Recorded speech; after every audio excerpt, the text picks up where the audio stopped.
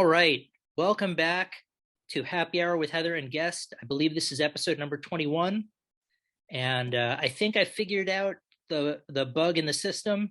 I got rid of all the gremlins, so the picture should be good now. We should be able to see both of us as we speak. You can see we're both wearing our Beastmaker gear representing. So that's awesome. Before we get started, there will be an accompanying playlist for this episode that's also on YouTube. So if you haven't listened to Huntsmen or Carmen Lipstick or Beastmaker, go check out what's available, and then come listen to us wax philosophical on the intricacies of these jams.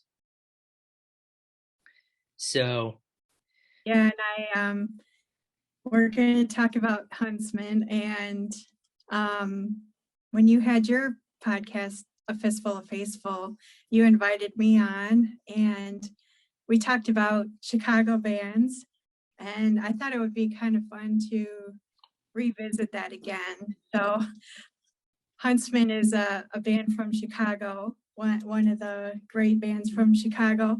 So I'm really looking forward to talking about them today. I am as well. Yes, I remember we sort of did an Illinois Doom, Chicago specifically, but it was also because I felt like there was a band from DeKalb at one point. Yeah, there was. Yeah. So yes, but this time Huntsman from Chicago. This was your choice, an excellent choice, if I do say so myself. And I will say, looking at their Bandcamp page, they have a caption under their name. It says, whilst storytelling has been and remains at the core of all that Huntsman is, they continue to dissolve the boundaries between metal and more traditional modes of folk and country. So yeah. I thought that was interesting to kind of confirm that what I was listening to, that I was on the right track. Yeah. Cool. All right. So we picked a couple.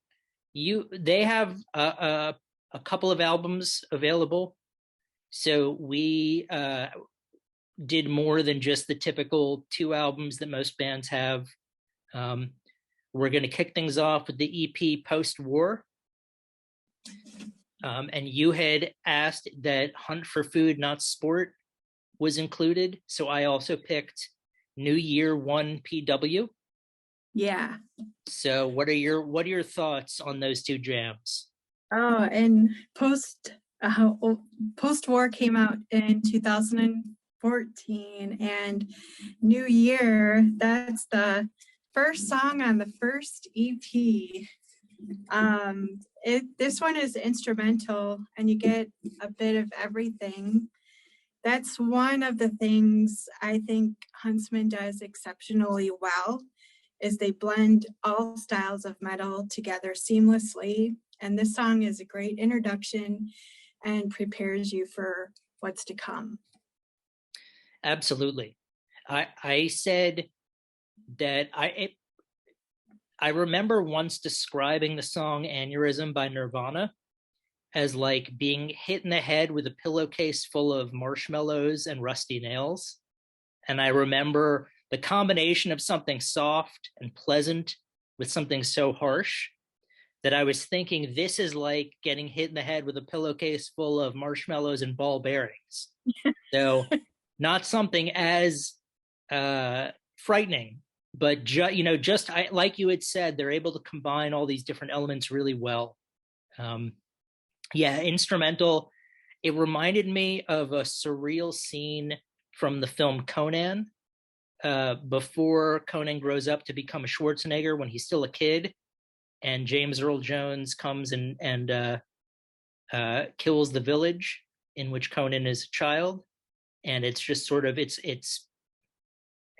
gets into slow motion at one point. It's very surreal, and it sort of sonically it reminded me of that. And then Hunt for Food, Not Sport. Yeah, the I wanted to include this because this is my favorite song by them. I love the storytelling aspect and the Americana. This is one of those songs that can just hit you right in the feels. It's such a gorgeous song. Vocal harmonies are beautiful. And not only do the lyrics tell a story, but I feel the instruments do as well.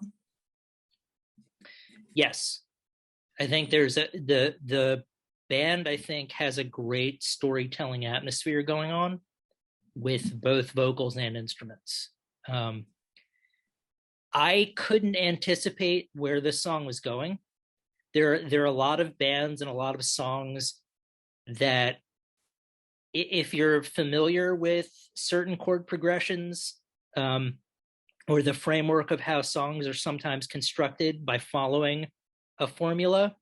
But this one, I kept trying to figure out, like, okay, is this going to be more of a minor chord or a major? Is this going to, I just couldn't, not that they were doing anything like really non-traditional or crazy, but I just remember thinking, like, okay, this is all right. I think nope. But yeah, no, this was, I'm really glad that you, and also lyrically, I think, I enjoyed the sort of the message of the song. I thought they did a really good job, and including a lot of progressive stuff that I thought was really well done.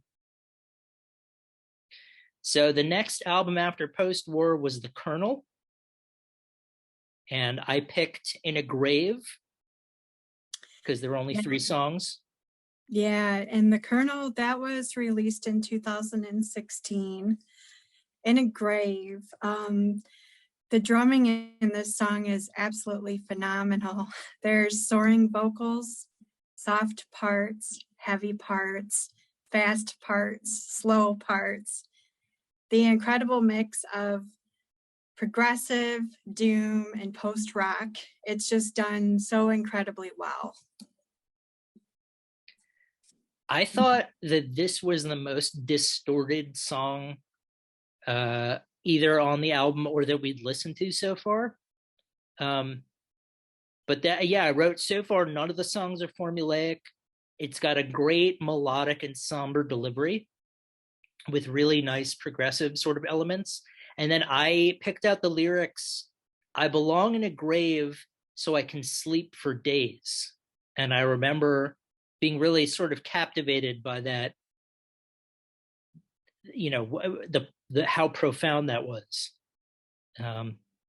But yeah, I mean, again, so far, like, if you're looking for a band, I think that sort of pushes the envelope, is able to incorporate progressive elements into metal and doom and all these other great sort of genres, then and what they were doing with vocal harmonies, I thought it was really well done.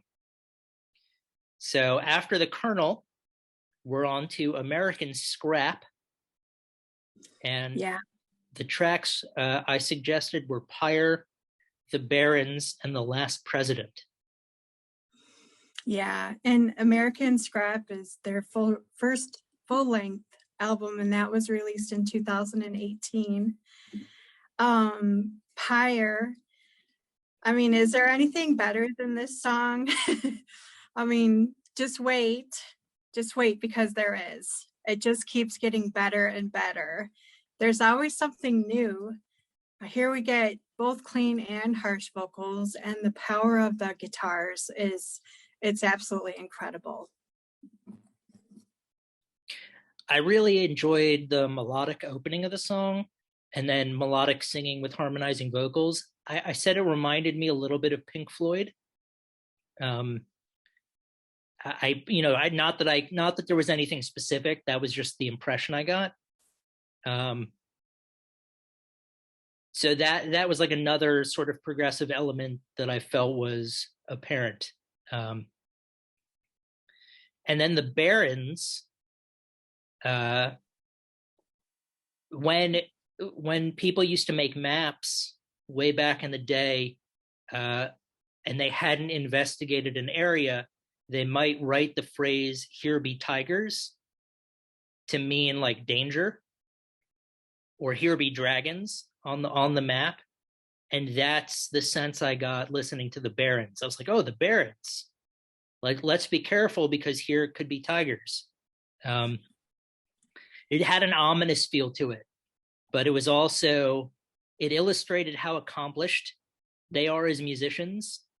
I felt like it really demonstrated some great progressive elements, the vocal deliveries.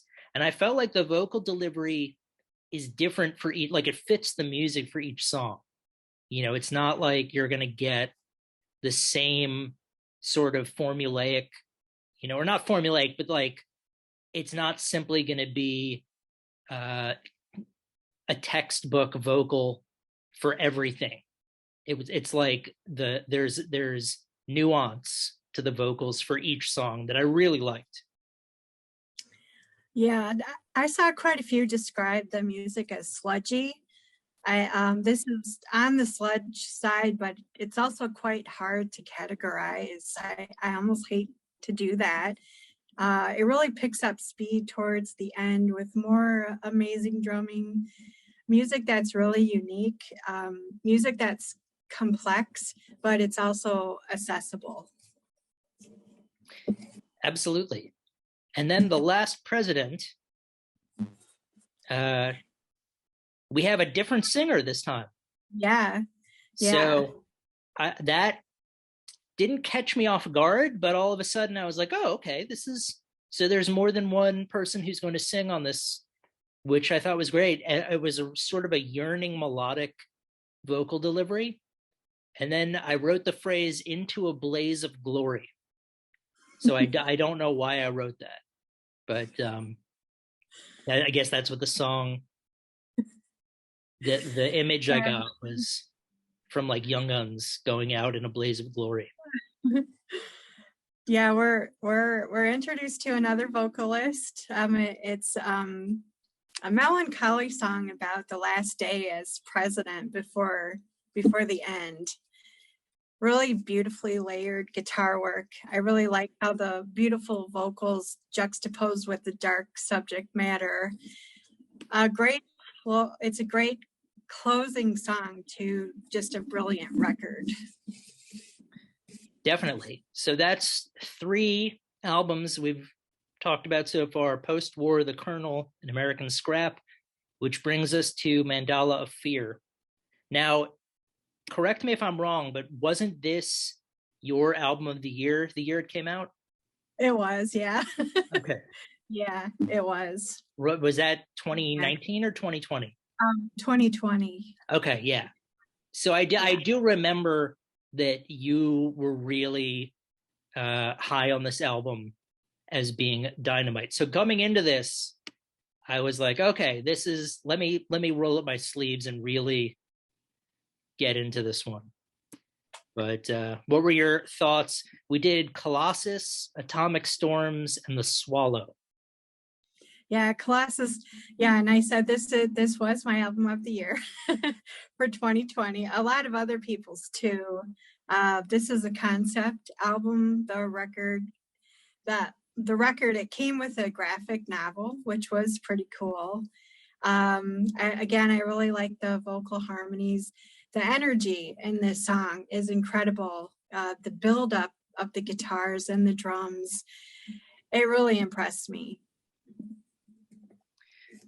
Yeah, the on Bandcamp, I think they had written that Mandala of Fear marries melody and progressive elements to create an undulating foundation to layer its dystopian missive on a top. So I think they definitely did that. I kept imagining the Colossus of Rhodes because of the title of the song. I just kept imagining this giant sort of juggernaut of a thing. And again, it was sort of unknown to me where the song was going, but I was definitely willing to follow it to the bitter end. And there was some dynamite progressive metal, I felt. So well done. And that brought us into Atomic Storms. Yeah, and this song is instrumental, and there's a few instrumental songs on the record. The sound is so rich. There's so many notes. I found myself asking, how do they do that? How do they make that sound? It's astonishing. A grand ending. You think that they outdid themselves, but no, just keep listening. Yeah, I just basically wrote instrumental, a chance to show how accomplished they are as musicians. And then I wrote 8 minutes of bliss. So if you're looking for 8 minutes of bliss, you could do worse than throw on Atomic Storms. And then that brought us to The Swallow. Yeah, and this song tells a story. I wrote down some of the lyrics. Above, the swallow soars light upon the wind. Her heartbeat whispers fast and free of where her flight began. And though only it knows all the miles she has flown, every dream is of this moment, every moment she is home. And I just think that's beautiful. This record is a masterpiece. I might be slightly biased because Huntsmen is one of my favorite bands and they're from Chicago, but I stand by what I said. Yeah, I don't think you've said anything that would be difficult to agree with. The Swallow to me had almost a doom sound, even though there was again still the non-traditional chord progression. But this one got the side head nod going. I caught myself at one point doing this thing, and I was like, oh wow, I haven't been doing that except for this jam. So, and I love the slow tempo. At times, they had progressive elements that seemed sort of like the band Rush. At times, Pink Floyd. But for this song, I got Tool. That was the progressive elements I got was sort of from Tool. So I definitely I would not argue that Mandala Affair would be the 2020 end of the year best. And then we were able to listen to one song that's going to come off their upcoming EP, The Dying Pines, called Carry On. Yeah, this is going to be released April 22nd. And listen to Carry On now. This is a Crosby, Stills, Nash & Young cover. Listening to this gave me goosebumps. You can hear the original song, and this is a much heavier version, but it still has the beauty of the original song. It's a stunning cover, and I'm really excited to hear the rest of it when it's released. Yeah, I didn't know that this was going to be a cover of the Crosby, Stills and Nash song. So when it started, I was like, wait, why does this sound so familiar? Oh, and then the penny dropped and I was like, oh, and then they gave it like a metal makeover. So it starts out very similar to the original with, again, dynamite vocal harmonies, and then all of a sudden it just sort of kicks in and I'm like, oh, I see what they're doing here. And yeah, I mean, if it's just, again, like exemplary of how great they are as musicians and what they're capable of. And you're right, you can't really sort of pigeonhole them into one genre or category. They're able to do it all. So I would suggest, if you're not familiar with Huntsmen, that you become familiar with Huntsmen. Yeah. If you're from the Midwest or Chicago or not, they're a worldwide band that you should definitely check out. Yeah.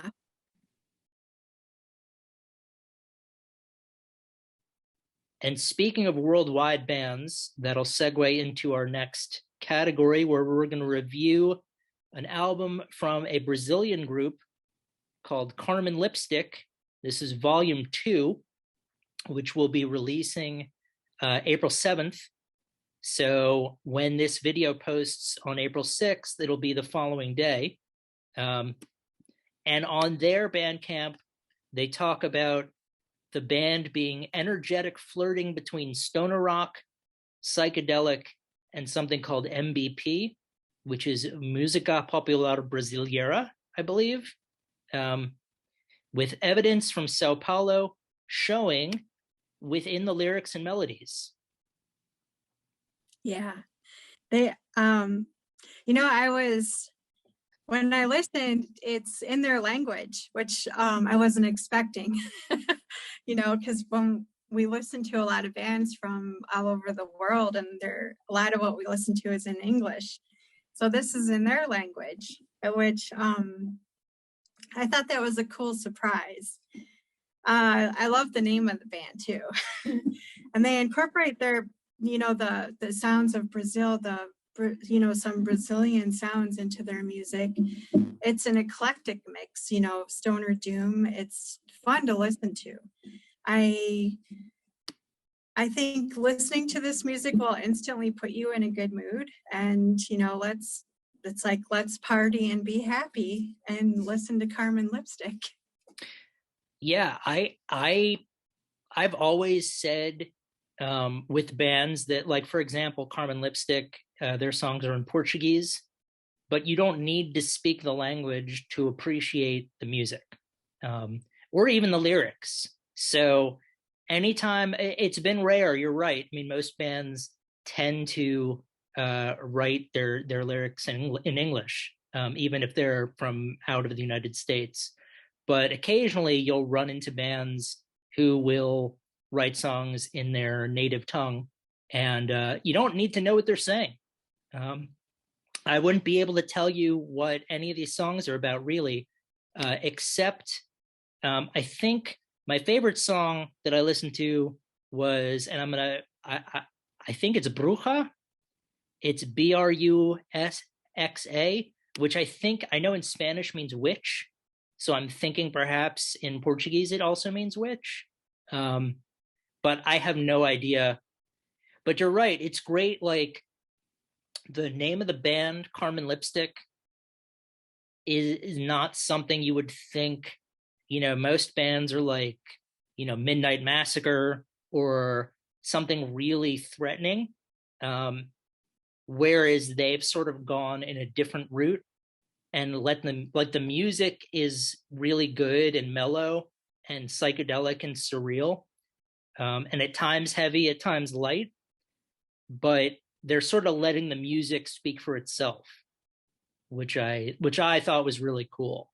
And yeah, I definitely agree. You put on some Carmen Lipstick, you have a good time, you relax a little bit. I haven't listened to Volume 1, but I think I probably will go back and seek that out.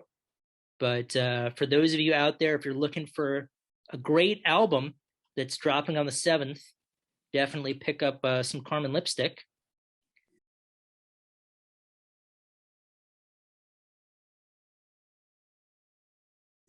And then that'll bring us to our final category, to tout BEASTMAKER. So I don't know when you started listening to BEASTMAKER. Probably, I want to say maybe about 4 years ago. Okay, so I think we started listening around the same time. I think I remember doing a YouTube deep dive and finding the song Heathens and thinking, wow, this is so that was one. So Heather and I created a compilation of BEASTMAKER songs that's on the playlist. Heathens was one of the songs that I included, because I remember thinking, wow, this is, and it has a similar kind of construction as like Dragonaut by Sleep and Lord of this World by Black Sabbath. It's got a sort of walking, I don't know how to describe it, like a walking bass line or a walking delivery. But yeah, that was one of the jams. And then I remember thinking, like, I hope they keep putting out music because it's really good. And they oh, I'm sorry. I'm getting a, hold on, let me,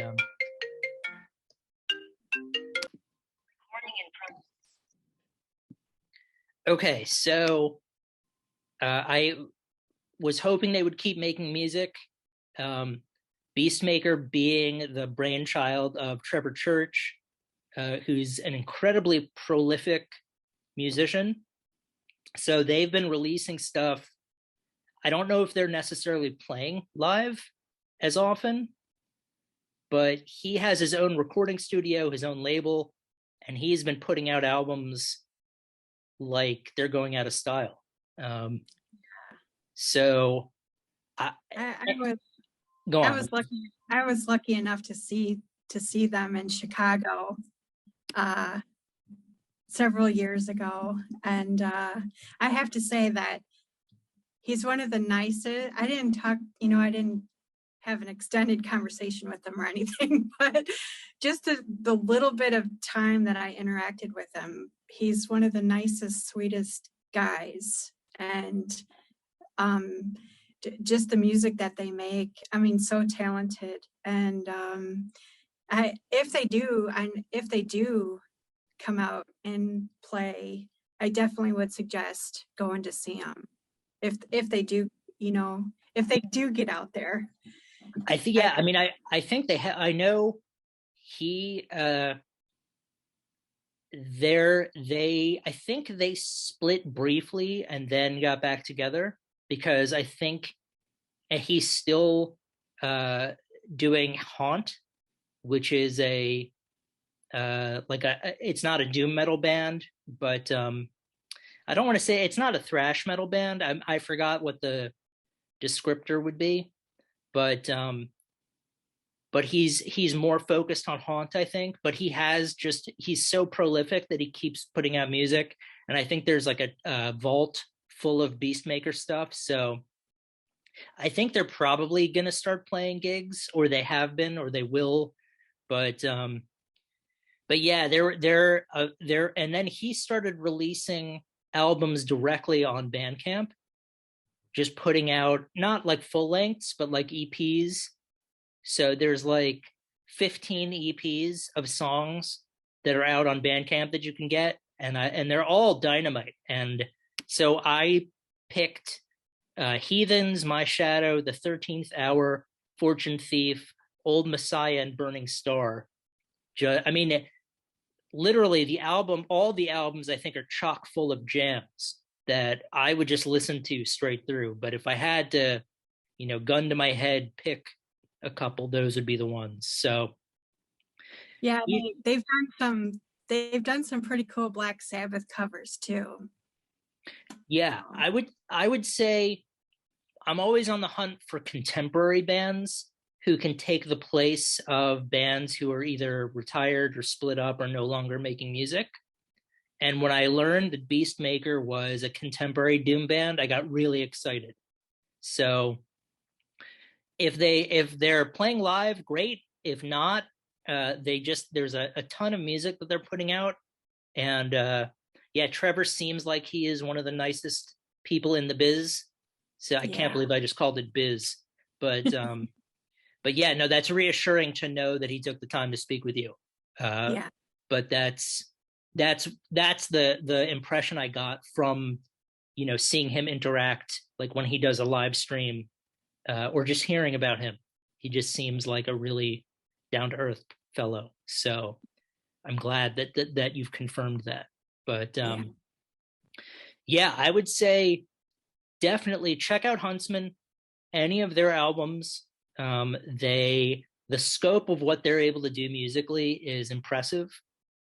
If you're looking for great music coming out of Brazil, check out Carmen Lipstick. You don't need to speak Portuguese. And then finally, BEASTMAKER is a dynamite contemporary doom band. So, yeah, and check out Haunt as well. I mean, you know, they make great music too. So definitely. But yeah, I think that's going to do it for for episode number 21. So thank you, Heather. Yeah. And Thank you. by the way, the show is going to be turning 2 years old on April 20th. So happy, in anticipation of that, happy birthday. And I'm excited for episode 22 of next week. Yes. But yeah, I think that's going to do it, unless you had other business. Nope, I think that's going to do it. All right. Well, have a good rest of the day. And all of you out there, you have good rest of the days too. And Brad, Thank you for watching and being so supportive. Thank you, Brad.